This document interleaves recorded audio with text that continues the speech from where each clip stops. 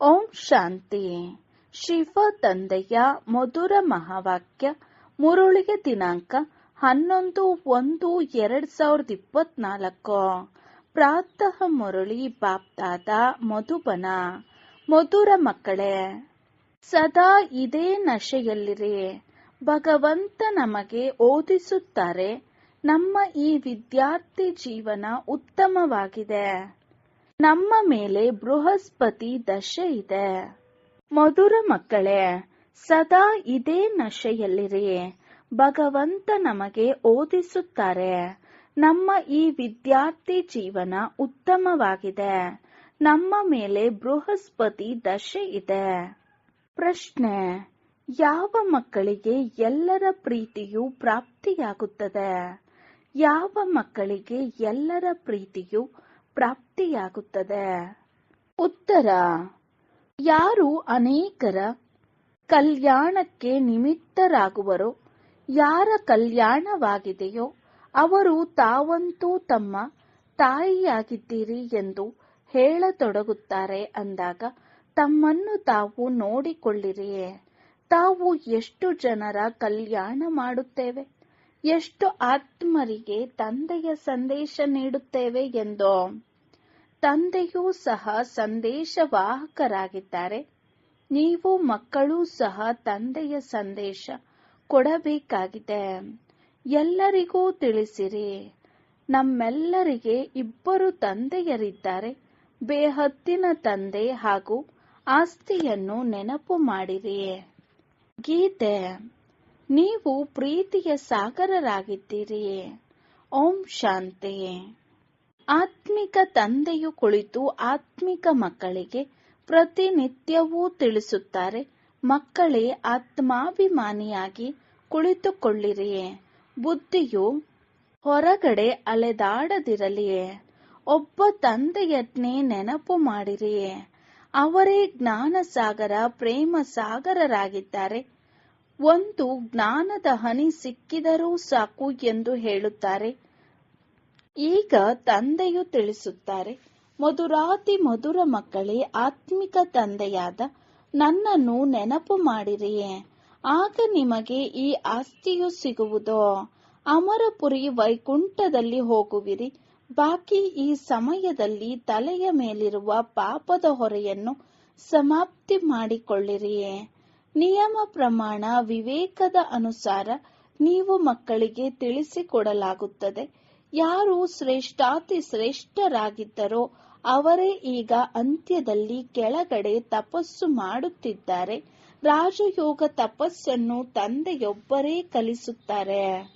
ಹಠಯೋಗವು ಸಂಪೂರ್ಣವಾಗಿ ಬೇರೆಯಾಗಿದೆ. ಅದು ಹದ್ದಿನದು, ಇದು ಬೇಹದ್ದಿನದು. ಅದು ನಿವೃತ್ತಿ ಮಾರ್ಗ, ಇದು ಪ್ರವೃತ್ತಿ ಮಾರ್ಗವಾಗಿದೆ. ತಂದೆ ತಿಳಿಸುತ್ತಾರೆ, ನೀವು ವಿಶ್ವದ ಮಾಲೀಕರಾಗಿದ್ದೀರಿ. ಯಥಾ ರಾಜ ರಾಣಿ ತಥಾ ಪ್ರಜಾ. ಪ್ರವೃತ್ತಿ ಮಾರ್ಗದಲ್ಲಿ ಪವಿತ್ರ ದೇವಿ ದೇವತೆಗಳಿದ್ದರು. ನಂತರ ದೇವತೆಗಳು ವಾಮ ಮಾರ್ಗದಲ್ಲಿ ಹೋದರು. ಆ ಚಿತ್ರಗಳೂ ಇವೆ. ಬಹಳ ಕೊಳಕು ಚಿತ್ರಗಳನ್ನು ಮಾಡಿದ್ದಾರೆ. ನೋಡುವುದಕ್ಕೂ ನಾಚಿಕೆಯಾಗುತ್ತದೆ, ಏಕೆಂದರೆ ಬುದ್ಧಿಯೇ ಭ್ರಷ್ಟವಾಗಿ ಬಿಡುತ್ತದೆ. ನೀವು ಪ್ರೀತಿಯ ಸಾಗರರಾಗಿದ್ದೀರಿ ಎಂದು ತಂದೆಯದೇ ಗಾಯನವಿದೆ. ಹಾಗೆ ನೋಡಿದರೆ ಪ್ರೀತಿಯ ಹನಿ ಇರುವುದಿಲ್ಲ. ವಾಸ್ತವದಲ್ಲಿ ಇದು ಜ್ಞಾನದ ಹನಿಯ ಮಾತಾಗಿದೆ. ನೀವು ತಂದೆಯನ್ನು ಅರಿತು ತಂದೆಯಿಂದ ಆಸ್ತಿಯನ್ನು ತೆಗೆದುಕೊಳ್ಳಲು ಬರುತ್ತೀರಿ. ತಂದೆಯು ಸದ್ಗತಿಯ ಜ್ಞಾನವನ್ನೇ ಕೊಡುತ್ತಾರೆ. ಇದನ್ನು ಸ್ವಲ್ಪ ಕೇಳಿದರೂ ಸಹ ಸದ್ಗತಿಯಲ್ಲಿ ಬಂದು ಬಿಡುವರು. ನೀವೀಗ ಇಲ್ಲಿಂದ ಹೊಸ ಪ್ರಪಂಚಕ್ಕೆ ಹೋಗಬೇಕಾಗಿದೆ. ನಾವು ವೈಕುಂಠದ ಮಾಲೀಕರಾಗುತ್ತೇವೆ ಎಂದು ನಿಮಗೆ ಗೊತ್ತಿದೆ. ಈ ಸಮಯದಲ್ಲಿ ಇಡೀ ವಿಶ್ವದಲ್ಲಿ ರಾವಣ ರಾಜ್ಯವಿದೆ. ತಂದೆಯು ವಿಶ್ವದ ರಾಜ್ಯ ಭಾಗ್ಯವನ್ನು ಕೊಡಲು ಬಂದಿದ್ದಾರೆ. ನೀವೆಲ್ಲರೂ ವಿಶ್ವದ ಮಾಲೀಕರಾಗಿದ್ದೀರಿ. ಇಲ್ಲಿಯವರೆಗೂ ಆ ಚಿತ್ರಗಳಿವೆ, ಆದರೆ ಲಕ್ಷಾಂತರ ವರ್ಷಗಳ ಮಾತಿಲ್ಲ. ಲಕ್ಷಾಂತರ ವರ್ಷಗಳೆಂದು ಹೇಳುವುದು ತಪ್ಪಾಗಿದೆ. ತಂದೆಯನ್ನೇ ಸದಾ ಸತ್ಯ ಎಂದು ಹೇಳಲಾಗುತ್ತದೆ.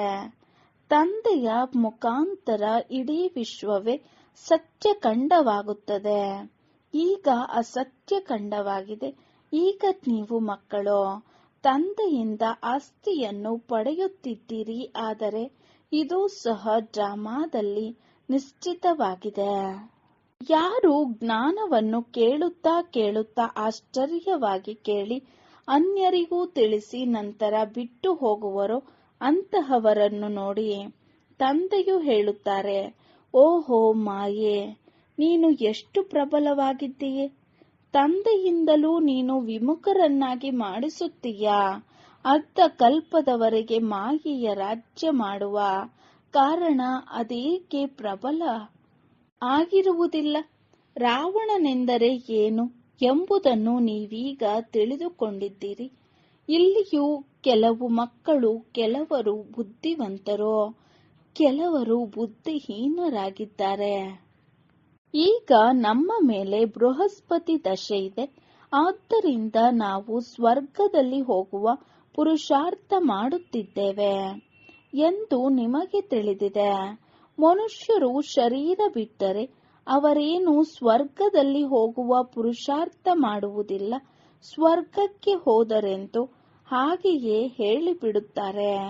ನಿಮಗೆ ಗೊತ್ತಿದೆ, ನಿಜವಾಗಿಯೂ ಸ್ವರ್ಗದಲ್ಲಿ ಹೋಗುವ ಪುರುಷಾರ್ಥವನ್ನು ನಾವು ಮಾಡುತ್ತಿದ್ದೇವೆ ಅಥವಾ ಸ್ವರ್ಗದ ಮಾಲೀಕರಾಗುವ ಪುರುಷಾರ್ಥ ಮಾಡುತ್ತಿದ್ದೇವೆ. ಇವರು ಸ್ವರ್ಗಕ್ಕೆ ಹೋಗುತ್ತಿದ್ದಾರೆ ಎಂದು ಯಾರೂ ಹೇಳುವುದಿಲ್ಲ. ಹಾಗೆ ಹೇಳಿದರೆ ಇದೇನು ಹೇಳುತ್ತೀರಿ, ಸುಮ್ಮನಿರಿ. ಮನುಷ್ಯರಂತೂ ಹದ್ದಿನ ಮಾತುಗಳನ್ನೇ ತಿಳಿಸುತ್ತಾರೆ. ತಂದೆಯು ನಮಗೆ ಬೇಹದ್ದಿನ ಮಾತುಗಳನ್ನು ತಿಳಿಸುತ್ತಾರೆ. ನೀವು ಮಕ್ಕಳು ಬಹಳ ಪುರುಷಾರ್ಥ ಮಾಡಬೇಕು, ಬಹಳ ನಶೆಯೇರಬೇಕಾಗಿದೆ. ಯಾರು ಕಲ್ಪದ ಮೊದಲು ಪುರುಷಾರ್ಥ ಮಾಡಿದ್ದರೋ, ಯಾರು ಪದವಿಯನ್ನು ಪಡೆದಿದ್ದರೋ ಅವರೇ ಪಡೆಯುವರು. ಅನೇಕ ಬಾರಿ ನೀವು ಮಕ್ಕಳು ಮಾಯೆಯ ಮೇಲೆ ಜಯಗಳಿಸಿದ್ದೀರಿ. ಮತ್ತೆ ನೀವು ಸೋಲನ್ನು ಅನುಭವಿಸಿದ್ದೀರಿ. ಇದು ಸಹ ಡ್ರಾಮಾದಲ್ಲಿ ಮಾಡಲ್ಪಟ್ಟಿದೆ. ನೀವೀಗ ಮೃತ್ಯುಲೋಕದಿಂದ ಅಮರ ಲೋಕಕ್ಕೆ ಹೋಗುತ್ತಿದ್ದೀರಿ. ಆದ್ದರಿಂದ ನೀವು ಮಕ್ಕಳಿಗೆ ಬಹಳ ಖುಷಿ ಇರಬೇಕು. ವಿದ್ಯಾರ್ಥಿ ಜೀವನವು ಅತ್ಯುತ್ತಮವಾಗಿದೆ. ಈ ಸಮಯದಲ್ಲಿ ನಿಮ್ಮದು ಶ್ರೇಷ್ಠ ಜೀವನವಾಗಿದೆ. ಇದನ್ನು ಯಾವ ಮಕ್ಕಳು ಅಂದರೆ ಮನುಷ್ಯರು ತಿಳಿದುಕೊಂಡಿಲ್ಲ. ಸ್ವಯಂ ಭಗವಂತನೇ ಬಂದು ಓದಿಸುತ್ತಾರೆ ಅಂದ ಮೇಲೆ ಈ ವಿದ್ಯಾರ್ಥಿ ಜೀವನವು ಶ್ರೇಷ್ಠ ಜೀವನವಾಗಿದೆ. ಆತ್ಮವೇ ಓದಿಸುತ್ತದೆ. ನಂತರ ಇವರ ಹೆಸರು ಇಂತಹದ್ದು ಎಂದು ಹೇಳುತ್ತಾರೆ. ಆತ್ಮವೇ ಶಿಕ್ಷಕನಾಗಿದೆಯಲ್ಲವೇ. ಆತ್ಮವೇ ಕೇಳಿಸಿಕೊಂಡು ಧಾರಣೆ ಮಾಡುತ್ತದೆ. ಆತ್ಮವೇ ಕೇಳುತ್ತದೆ. ಆದರೆ ದೇಹಾಭಿಮಾನದ ಕಾರಣ ಅರ್ಥ ಮಾಡಿಕೊಳ್ಳುವುದಿಲ್ಲ. ನಾವಾತ್ಮರಿಗೆ ಈ ಶರೀರವು ಸಿಕ್ಕಿದೆ. ಈಗ ಈ ಶರೀರದ ವೃದ್ಧಾವಸ್ಥೆಯಾಗಿದೆ ಎಂದು ಸತ್ಯಯುಗದಲ್ಲಿ ತಿಳಿದುಕೊಳ್ಳುತ್ತಾರೆ. ನಾವೀಗ ಈ ಹಳೆಯ ವಸ್ತ್ರವನ್ನು ಬಿಟ್ಟು ಹೊಸದನ್ನು ತೆಗೆದುಕೊಳ್ಳುತ್ತೇವೆ ಎಂದು ತಕ್ಷಣ ಸಾಕ್ಷಾತ್ಕಾರ ಆಗುತ್ತದೆ. ಭ್ರಮರಿಯ ಉದಾಹರಣೆಯು ಈಗಿನದ್ದೇ ಆಗಿದೆ. ನೀವೀಗ ತಿಳಿದುಕೊಂಡಿದ್ದೀರಿ, ನಾವು ಬ್ರಾಹ್ಮಣಿಯರಾಗಿದ್ದೇವೆ. ಡ್ರಾಮಾನುಸಾರ ಯಾರೆಲ್ಲರೂ ನಿಮ್ಮ ಬಳಿ ಬರುವರೋ ಅವರಿಗೆ ಜ್ಞಾನದ ಧ್ವನಿ ಮಾಡುತ್ತೀರಿ. ಅವರಲ್ಲಿಯೂ ಕೆಲವರು ಕಚ್ಚಾ ಆಗಿಯೇ ಉಳಿದುಕೊಳ್ಳುತ್ತಾರೆ. ಸನ್ಯಾಸಿಗಳು ಈ ಉದಾಹರಣೆಯನ್ನು ಕೊಡಲು ಸಾಧ್ಯವಿಲ್ಲ. ಅವರು ಅನ್ಯರನ್ನು ತಮ್ಮ ಸಮಾನರನ್ನಾಗಿ ಮಾಡಿಕೊಳ್ಳುವುದಿಲ್ಲ. ನಿಮ್ಮ ಬಳಿಯಂತೂ ಗುರಿ ಧ್ಯೇಯವಿದೆ. ಈ ಸತ್ಯನಾರಾಯಣನ ಕತೆ, ಅಮರ ಕತೆ, ಇದೆಲ್ಲವೂ ನಿಮ್ಮದೇ ಆಗಿದೆ. ತಂದೆಯೊಬ್ಬರೇ ಸತ್ಯವನ್ನು ತಿಳಿಸುತ್ತಾರೆ. ಉಳಿದೆಲ್ಲವೂ ಅಸತ್ಯವಾಗಿದೆ. ಅಲ್ಲಿ ಸತ್ಯನಾರಾಯಣನ ಕಥೆಯನ್ನು ತಿಳಿಸಿ ಪ್ರಸಾದವನ್ನು ಕೊಡುತ್ತಾ ಇರುತ್ತಾರೆ. ಆದರೆ ಆ ಹದ್ದಿನ ಮಾತುಗಳಲ್ಲಿ, ಈ ಬೇಹದ್ದಿನ ಮಾತುಗಳಲ್ಲಿ ತಂದೆಯು ನಿಮಗೆ ಸಲಹೆ ನೀಡುತ್ತಾರೆ. ನೀವು ಅದನ್ನು ಬರೆದಿಡುತ್ತೀರಿ. ಬಾಕಿ ಎಲ್ಲಾ ಗ್ರಂಥಗಳು, ಶಾಸ್ತ್ರಗಳು ಎಲ್ಲವೂ ಸಮಾಪ್ತಿಯಾಗುವವು. ಯಾವ ಹಳೆಯ ವಸ್ತುಗಳು ಉಳಿಯುವುದಿಲ್ಲ. ಮನುಷ್ಯರು ಕಲಿಯುಗದ ಇನ್ನೂ 40,000 ವರ್ಷಗಳಿದೆ ಎಂದು ತಿಳಿಸಿಕೊಂಡಿರುವ ಕಾರಣ ದೊಡ್ಡ ದೊಡ್ಡ ಬಂಗಲೆಗಳನ್ನು ಕಟ್ಟಿಸುತ್ತಿರುತ್ತಾರೆ, ಖರ್ಚು ಮಾಡುತ್ತಿರುತ್ತಾರೆ. ಇವೆಲ್ಲವನ್ನು ಸಮುದ್ರ ಬಿಡುತ್ತದೆಯೇ? ಒಂದೇ ಅಲೆಯು ಇದೆಲ್ಲವನ್ನು ನುಂಗಿಬಿಡುವುದು. ಈ ಬಾಂಬೆಯು ಮೊದಲು ಇರಲಿಲ್ಲ, ಮುಂದೆಯೂ ಇರುವುದಿಲ್ಲ. ಈಗ 100 ವರ್ಷಗಳಲ್ಲಿ ಏನೇನು ತಯಾರಾಗಿದೆ? ಮೊದಲು ವೈಸ್ರಾಯರು 4 ಕುದುರೆಗಳ ರಥದಲ್ಲಿ ಬರುತ್ತಿದ್ದರು. ಈಗ ಸ್ವಲ್ಪವೇ ಸಮಯದಲ್ಲಿ ಏನೇನು ಬಂದು ಬಿಟ್ಟಿತು? ಸ್ವರ್ಗವಂತೂ ಬಹಳ ಚಿಕ್ಕದಾಗಿರುವುದು. ನದಿಯ ತೀರದಲ್ಲಿ ನಿಮ್ಮ ಮಹಲ್ಲುಗಳು ಇರುವವು. ಈಗ ನೀವು ಮಕ್ಕಳ ಮೇಲೆ ಬೃಹಸ್ಪತಿ ದಶೆ ಇದೆ. ನಾವು ಎಷ್ಟು ಸಾಹುಕಾರರಾಗಿರುತ್ತೇವೆ ಎಂದು ಮಕ್ಕಳಿಗೆ ಖುಷಿ ಇರಬೇಕು.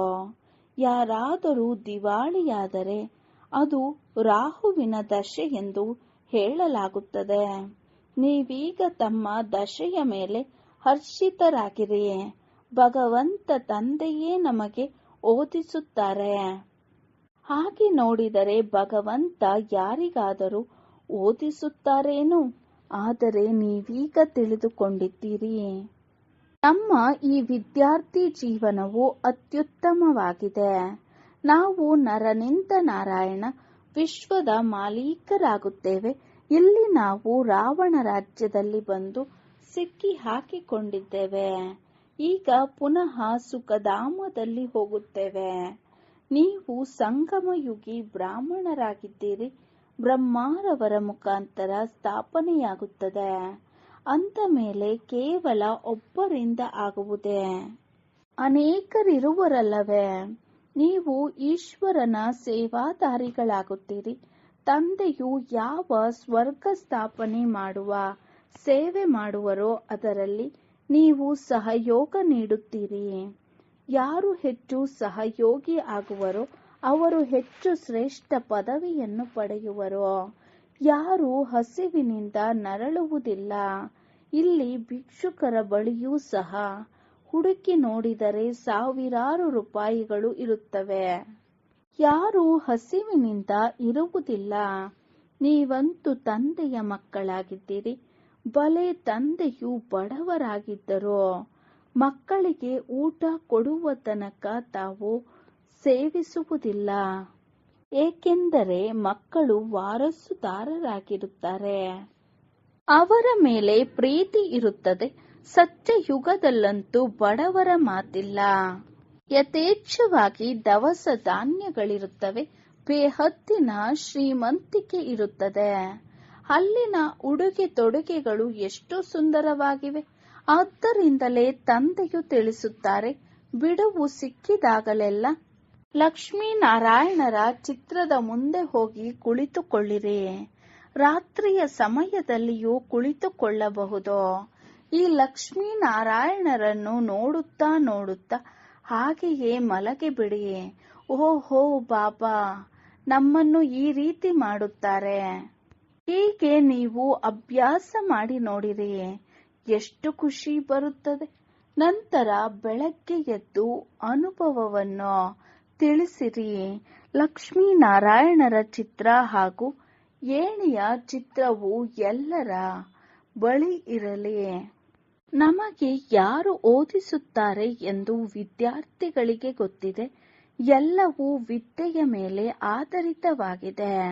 ಸ್ವರ್ಗದ ಮಾಲೀಕರಂತೂ ಆಗುವಿರಿ. ಆದರೆ ಪದವಿಯ ಆಧಾರವು ವಿದ್ಯೆಯ ಮೇಲಿದೆ. ತಂದೆಯು ತಿಳಿಸುತ್ತಾರೆ, ಮಕ್ಕಳೇ ಈ ಪುರುಷಾರ್ಥ ಮಾಡಿರಿ. ನಾನಾತ್ಮನಾಗಿದ್ದೇನೆ, ಶರೀರವಲ್ಲ. ನಾನು ತಂದೆಯಿಂದ ಆಸ್ತಿಯನ್ನು ತೆಗೆದುಕೊಳ್ಳುತ್ತೇನೆ. ಯಾವುದೇ ಕಷ್ಟವಿಲ್ಲ. ಮಾತೆಯರಿಗಂತೂ ಬಹಳ ಸಹಜವಾಗಿದೆ. ಪುರುಷರಾದರೂ ಉದ್ಯೋಗ ವ್ಯವಹಾರಗಳ ಕಡೆ ಹೊರಟು ಹೋಗುತ್ತಾರೆ. ಈ ಗುರಿ ಧ್ಯೇಯದ ಚಿತ್ರದ ಬಗ್ಗೆ ನೀವು ಬಹಳ ಸರ್ವಿಸ್ ಮಾಡಬಹುದು. ಅನೇಕರ ಕಲ್ಯಾಣ ಮಾಡುತ್ತೀರೆಂದರೆ ನಿಮ್ಮನ್ನು ಬಹಳ ಪ್ರೀತಿ ಮಾಡುತ್ತಾರೆ. ನೀವಂತೂ ನಮಗೆ ತಾಯಿಯಾಗಿದ್ದೀರಿ ಎಂದು ಹೇಳುತ್ತಾರೆ. ಜಗತ್ತಿನ ಕಲ್ಯಾಣಕ್ಕಾಗಿ ನೀವು ಮಾತೆಯರು ನಿಮಿತ್ತರಾಗಿದ್ದೀರಿ.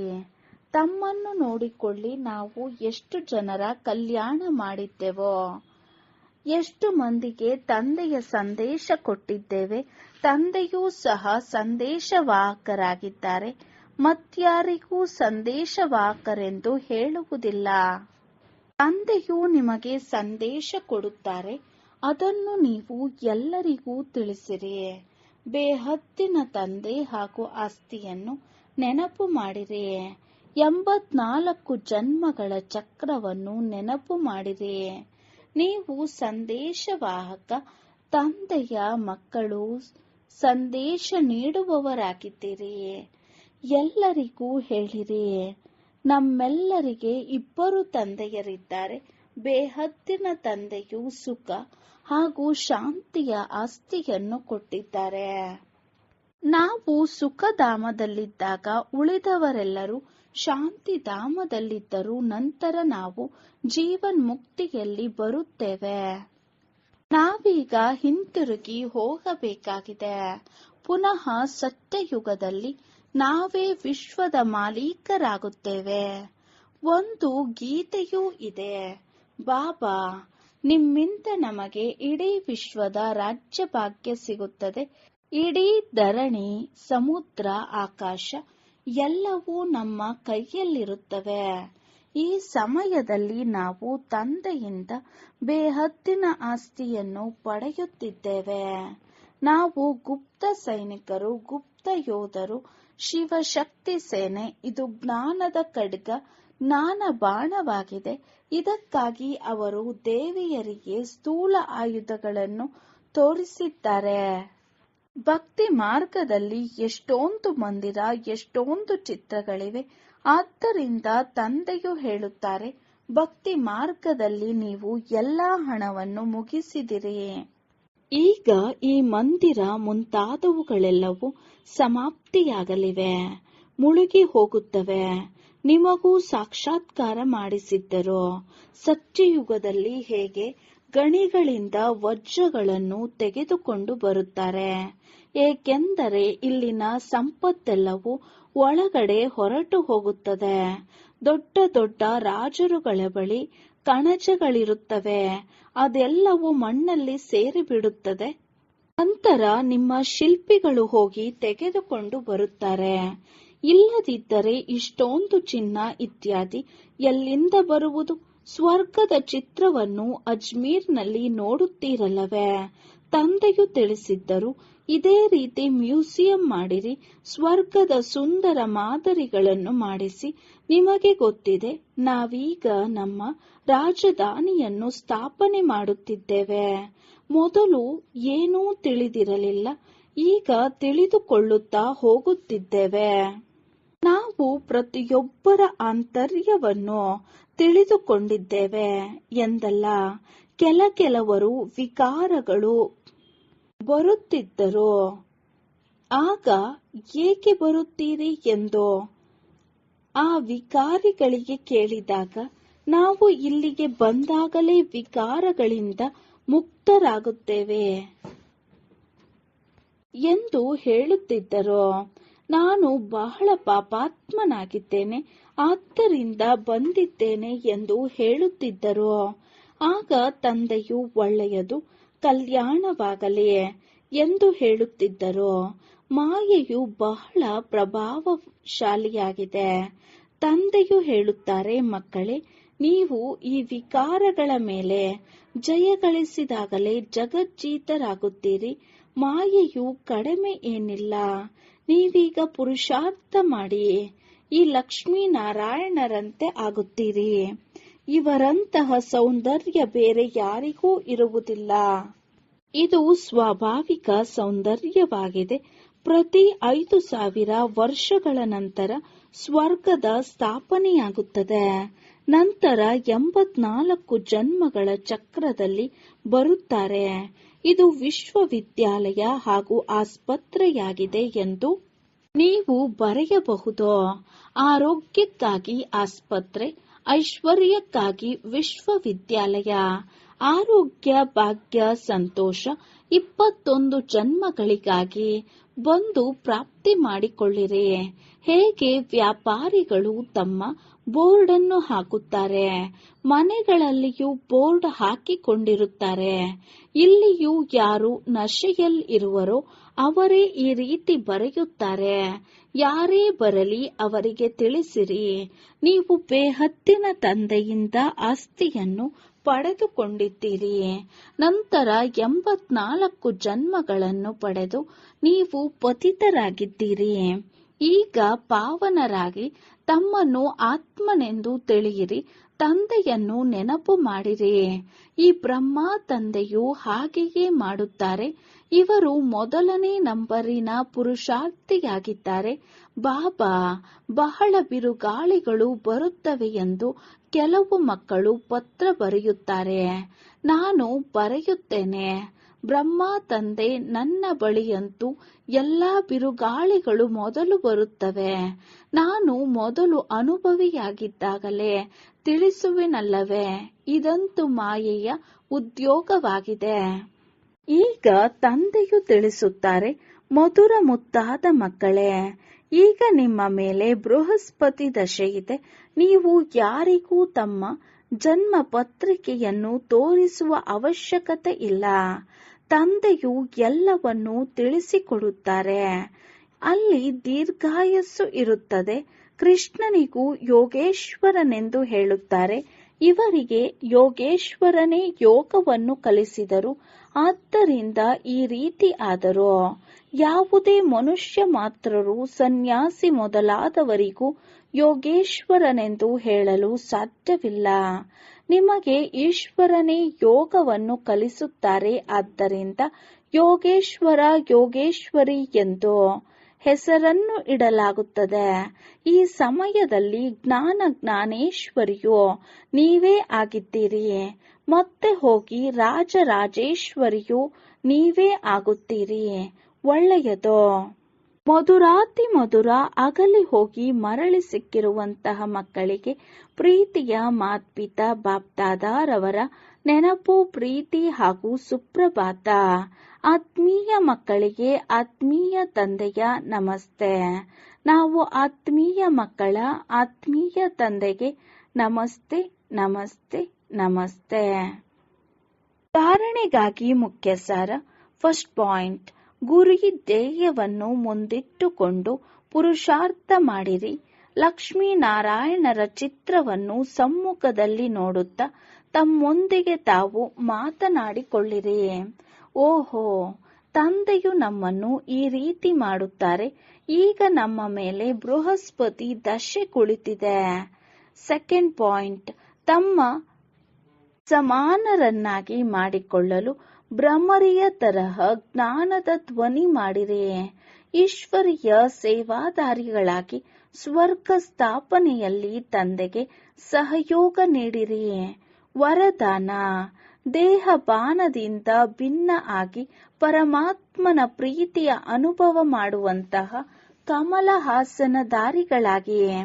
ದೇಹ ಬಾನದಿಂದ ಭಿನ್ನರಾಗಿ ಪರಮಾತ್ಮ ಪ್ರೀತಿಯ ಅನುಭವ ಮಾಡುವಂತಹ ಕಮಲ ಆಸನಧಾರಿಗಳಾಗಿ. ವಿವರಣೆ: ಕಮಲ ಆಸನ ಬ್ರಾಹ್ಮಣ ಆತ್ಮಗಳ ಶ್ರೇಷ್ಠ ಸ್ಥಿತಿಯ ಚಿಹ್ನೆಯಾಗಿದೆ. ಇಂತಹ ಕಮಲ ಆಸನಧಾರಿ ಆತ್ಮರು ಸ್ವತಃವಾಗಿ ಈ ದೇಹ ಬಾನದಿಂದ ದೂರವಿರುತ್ತಾರೆ. ಅವರಿಗೆ ಶರೀರದ ಬಾನ ತನ್ನ ಕಡೆ ಆಕರ್ಷಣೆ ಮಾಡುವುದಿಲ್ಲ.